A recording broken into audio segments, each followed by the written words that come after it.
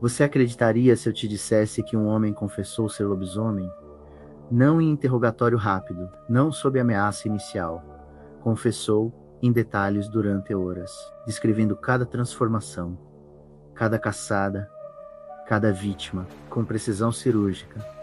25 anos de memórias, de noites como lobo, de sentir ossos mudando, de sentir dentes crescendo, de acordar no mato com sangue que não era seu. Peter Stump, 1535 a 1589.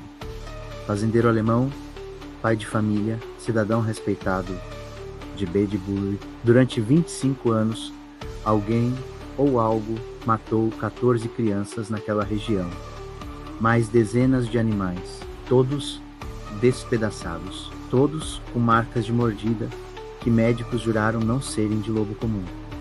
Mordidas grandes demais, poderosas demais, espaçadas de forma errada. E quando finalmente capturaram Peter Stump, quando o torturaram até confessar, ele descreveu algo impossível, um cinto de pele dado pelo diabo, que quando colocado, transformava homem em lobo.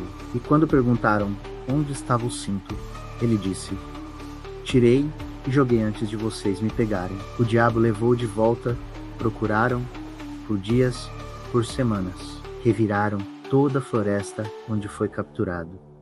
Nunca encontraram, mas perguntas perduraram. Realmente, Peter Stump era lobisomem? Ou era homem que acreditou ser lobisomem tão completamente que seu corpo obedeceu? Ou pior, era homem perfeitamente são, que inventou o lobisomem como desculpa perfeita? 1564.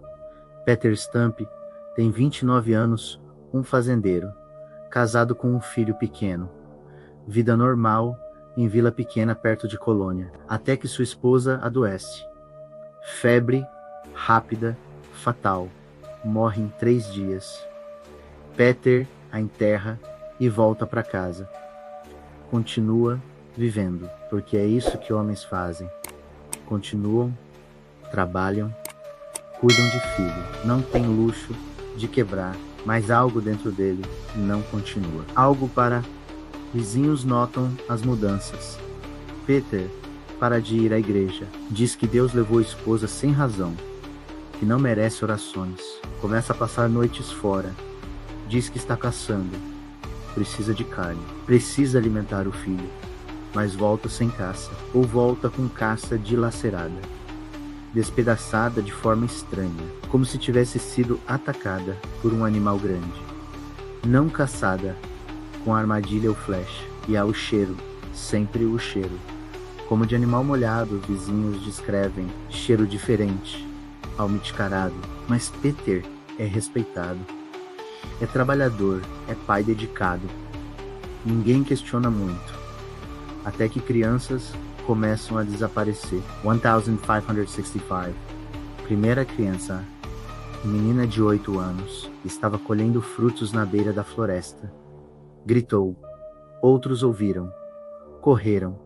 Encontraram apenas sangue, muito sangue, e pegadas enormes de lobo, mas grandes demais para qualquer lobo que conheciam, e marcas de arrastão, como se o corpo tivesse sido levado. Arrastado, floresta adentro, seguiram o rastro. Encontraram restos parciais, como se algo a tivesse comido. A vila entra em pânico. Formam grupos de caça. Procuram lobos. Matam 3, todos normais. Nenhum explica a escala da carnificina, mas os ataques continuam. 1 por ano, às vezes 2. Sempre mesmo padrão. Criança sozinha. Grito, sangue, pegadas impossíveis. E sempre próximo de onde Peter Stump vive. Mas ninguém suspeita, porque Peter ajuda nas buscas. Peter oferece sua floresta para a investigação. Peter é o primeiro a oferecer consolo às famílias. Como suspeitar do homem que chora junto, que sofre junto? 1575. 10 anos de ataques. Peter tem agora 40 anos, mas não parece. Parece ter 35, talvez menos. E está mais forte. Testemunhas dizem que o viram carregar tora que 3 homens mal levantam.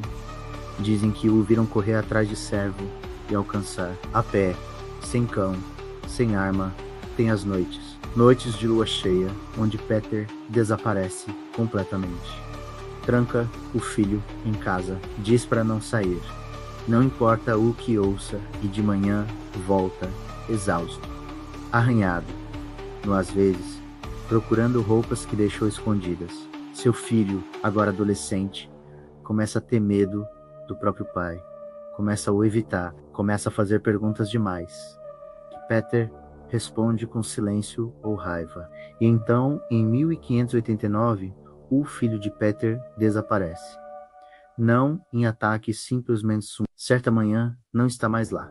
Quarto vazio, porta aberta. Peter relata às autoridades.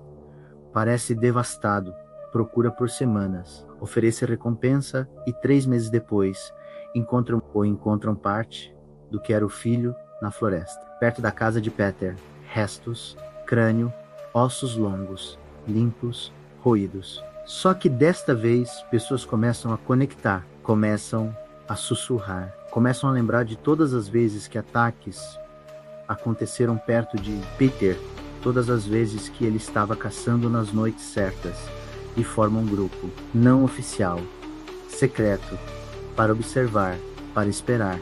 Outubro de 1589, lua cheia. Grupo observa a casa de Peter de longe, escondidos. Observem Peter sair, tarde da noite, sozinho, caminhando para a floresta, sem arma, sem lanterna, como se enxergasse no escuro. Seguem silenciosamente.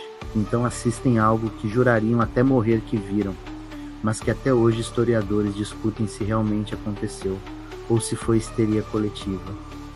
Vem Peter parar em uma clareira, tirar as roupas, dobrar cuidadosamente, deixar em um tronco de árvore, e então tirar algo da cintura, algo que brilha levemente na luz da lua, faixa, cinto feito de material que não conseguem identificar de longe, e colocar ao redor do corpo. E o que testemunhas descrevem depois, sob juramento, é impossível. Dizem que viram o corpo de Peter mudar não instantaneamente, gradualmente, ossos estalando, coluna curvando, pernas reconfigurado, pelos brotando. Ou dizem que viram Peter cair no chão, convulsionar e levantar já diferente, maior, mais escuro, em 4 patas.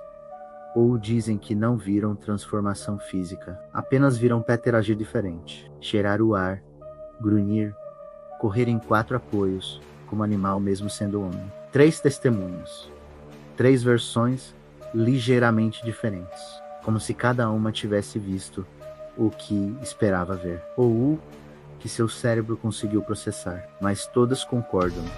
O que saiu daquela clareira não era completamente humano, nem completamente animal, era algo entre. Ou era homem tão convencido de ser lobo que o corpo seguiu a mente. Seguem à distância e observam a criatura caçar. Vêm pegar uma ovelha, não com armadilha, com mordida, quebrar pescoço, começar a comer, ali mesmo, crua.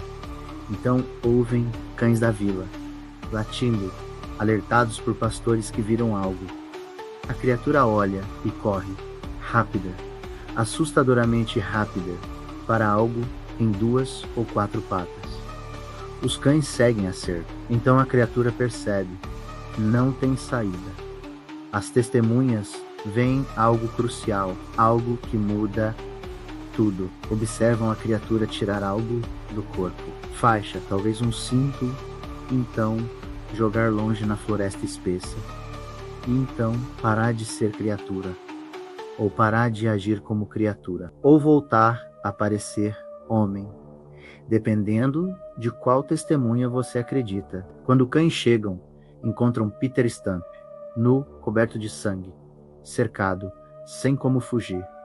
O julgamento é sensação. Toda a colônia vem assistir, toda a região. Panfletos são impressos, distribuídos por toda a Europa. O lobisomem de Bedburg é capturado. Peter é torturado.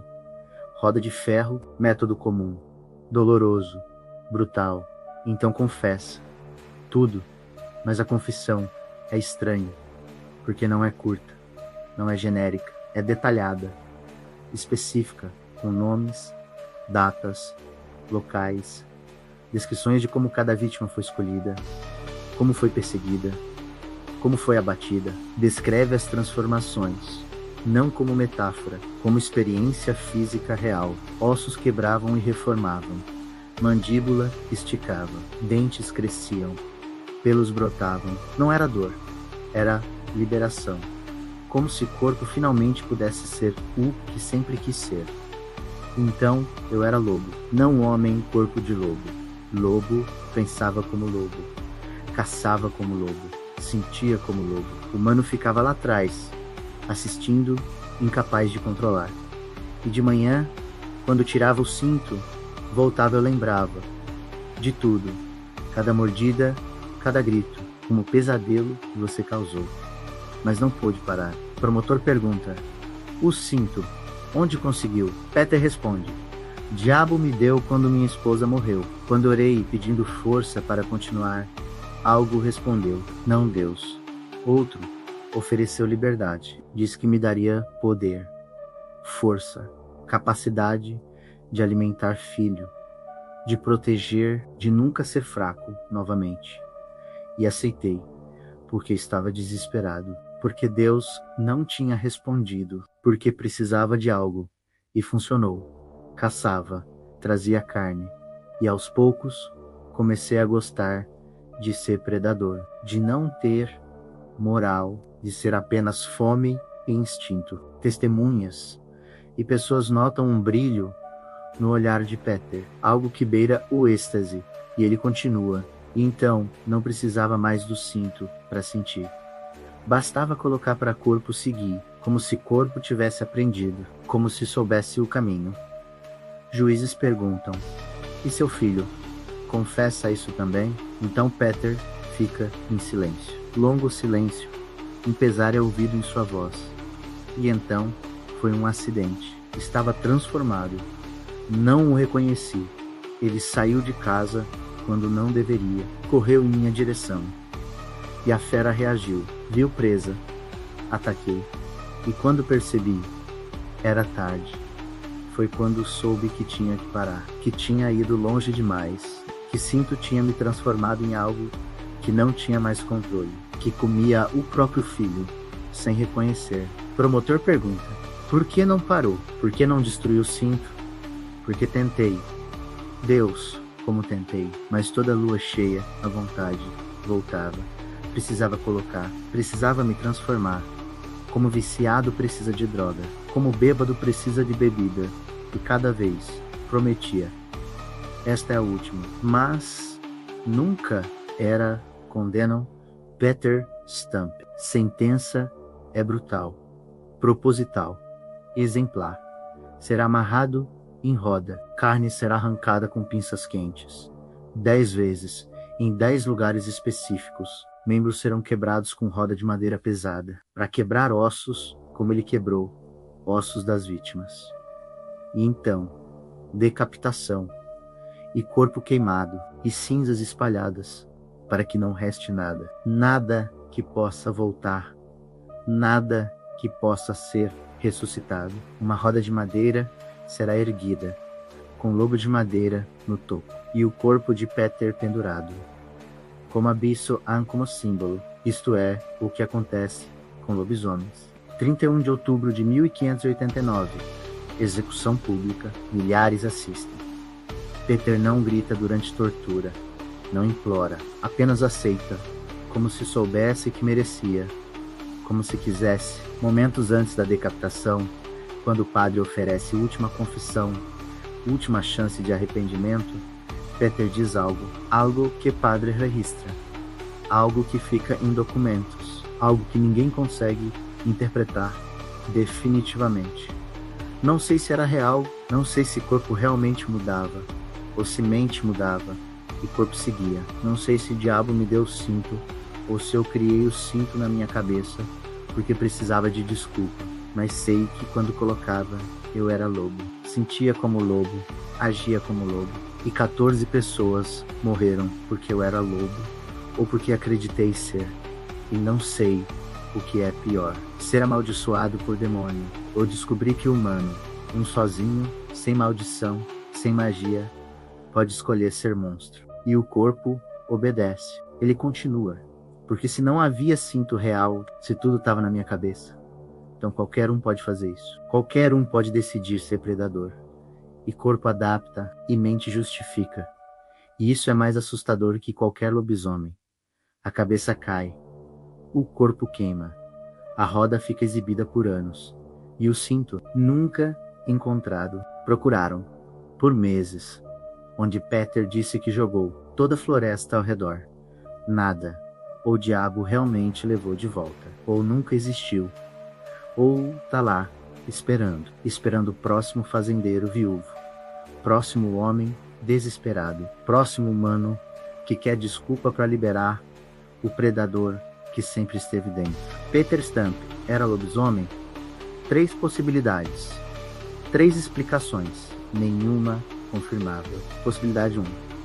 Peter era um lobisomem, cinto mágico existia, transformação era física, demônio era literal. Peter foi vítima de maldição e suas confissões eram verdadeiras. E isso significa que sobrenatural é real e que objetos amaldiçoados existem e que podem estar em qualquer lugar. Esperando possibilidade 2. Peter era louco, o cinto era um delírio. Peter tinha doença mental, acreditava genuinamente que transformava e seu corpo, convencido pela mente, adaptava comportamento. Andava em 4 patas. Comia cru, agia como animal, mas era sempre humano quebrado. E isso significa que mente pode convencer corpo de qualquer coisa e que loucura pode ser tão perigosa quanto maldição real. Possibilidade 3. Era escolha. Peter não acreditava no cinto. Inventou o cinto como desculpa, como álibi. Sabia exatamente o que fazia, matava deliberadamente. E criou persona de lobisomem para ter justificativa, para poder dizer, não era eu, era o lobo. E isso é pior, porque significa que humano, mesmo sem magia, sem doença, pode escolher ser monstro, e depois criar história para parecer vítima.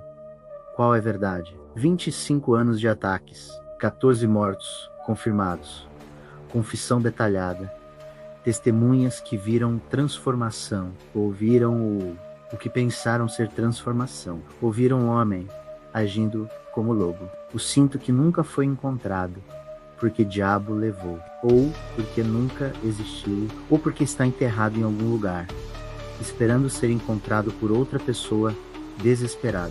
A história de Peter Stump não responde à pergunta, propositalmente, porque a verdade é mais assustadora que qualquer resposta. Se era maldição real, o mundo tem forças sobrenaturais que podem te transformar. Se era loucura, sua mente pode te transformar sem precisar de sobrenatural. Se era escolha, você pode se transformar sozinho quando decidir que não quer mais ser humano. E em qualquer cenário, o resultado é o mesmo. 14 crianças mortas. Por homem, por lobo ou por algo entre. A pergunta que Peter deixou: o que é pior? Maldição ou escolha? Porque se for maldição, você é vítima. Mas se for escolha, você é um monstro. E nada te desculpa. Este conteúdo é baseado no julgamento documentado de Peter Stump em 1589, em Bedburg, Alemanha. Panfletos da época descrevem as confissões e execução. O número de vítimas, 14 crianças, está nos registros do tribunal. O cinto mágico nunca foi encontrado, apesar de buscas extensivas. Historiadores modernos debatem se foi caso real de licantropia clínica, serial killer ou histeria coletiva, combinada com tortura, forçando confissão falsa.